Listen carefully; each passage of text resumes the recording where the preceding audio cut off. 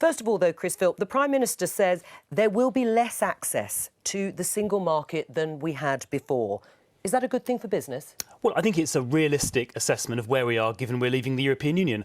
I thought the speech was very good. It was balanced. It recognised that we couldn't continue having the same level of access as now, because if we did, we effectively wouldn't be leaving. Right, so why did the Brexit Secretary always say we'll have exact same benefits of leaving the EU as we had when we were in the single market? Well, I think what the Brexit Secretary meant and what the Prime Minister said in her speech last week was that we're going to have a deep and special trade relationship. We are going to be signing up to broadly common standards. And that's a critical thing to say, because it means we can trade freely if we accept our regulatory standards are going to be broadly equivalent to the European Union. Broadly equivalent, but not as high? No, but certainly not as high. In fact, she said in some areas, like workers' rights, environmental standards, she would expect UK standards to be even higher than European standards, as they currently are. But the point is, they're not going to be identical. They're going to be broadly equivalent, with an independent body, not the ECJ, deciding whether they're equivalent or not. And that means we can continue to trade pretty freely, and that's very important. I mean, it was a reality check for Brexiteers, wasn't it? The ECJ, the European Court of Justice, will still arbitrate over certain things, will still be signed up to some of the key European agencies. It was a realistic approach, as you said, because the UK government's realised they can't get what they want. Well, I don't think the European Court of Justice will be arbitrating. I think its judgments will have some influence in some of the bodies that we're still part of. It was a balanced and a realistic speech that lays the foundations for a really good free trade deal. I'm delighted she made it. Do you accept that? No, it's just chaotic, isn't it? In what way?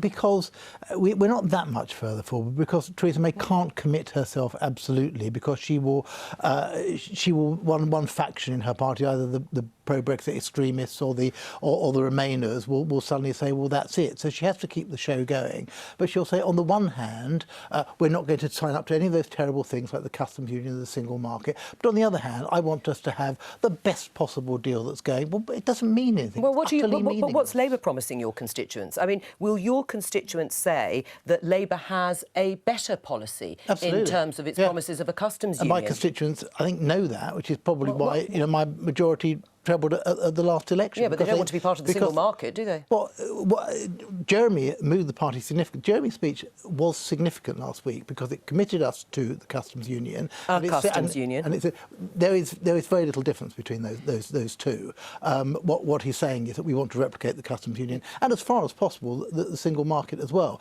Now, those are significant moves in the direction of travel which the party is going. Do you think Jeremy Corbyn will sign up to a single market membership?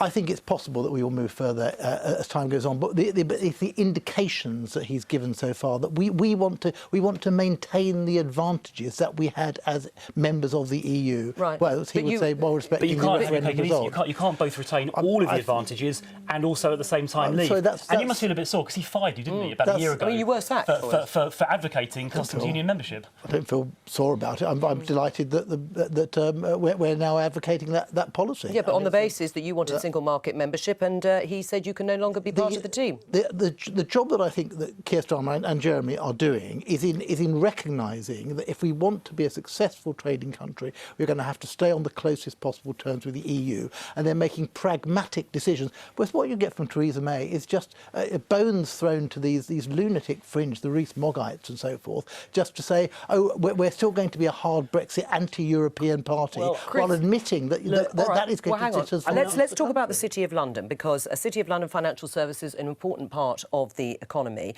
And Theresa May said we're not looking for passporting because we understand this is intrinsic to the single market, of which we would no longer be a member. It would also require us to be subject to a single rule book over which we would have no say. That's going to be very damaging, isn't it, to the City of London? But if you read the very next paragraph in the speech, which I'm sure we both have, she goes on to say that we would commit to having regulatory standards that were of equivalent levels. Yeah. If that's acceptable to the EU. Well, I don't see why it wouldn't be, because they book over half of their debt and equity issuance in London. So they really would be cutting off their nose to spite their faces. How would that be the same as passporting, which the City of London has now? Well, it would give us financial services access, providing that an independent body found that our regulatory standards were of a broadly equivalent standard to the Europeans, which we would expect them to be, because in many ways our regulatory standards are higher. So that is passporting, isn't it? Well, it gives you market access without having to be part of the single market and signing up to the last dot and last comma of every single rule. But I must say, I think Andy's characterisation a moment ago of the speech as sort of throwing bones to Jacob, who, by the way, I don't think eats bones. Jacob Rees-Mogg, this is. Was rather unfair, because I thought this speech, if you read it carefully, it is very realistic and it recognises where we need to make concessions and it recognises where the European Union does. I think it was actually very realistic and very balanced, and I think it will provide the foundations for a sensible free trade deal that works for them and works for us. Chris, you have to say that. You were a Remainer, you were a Remainer, and I suspect you realise this is all nonsense.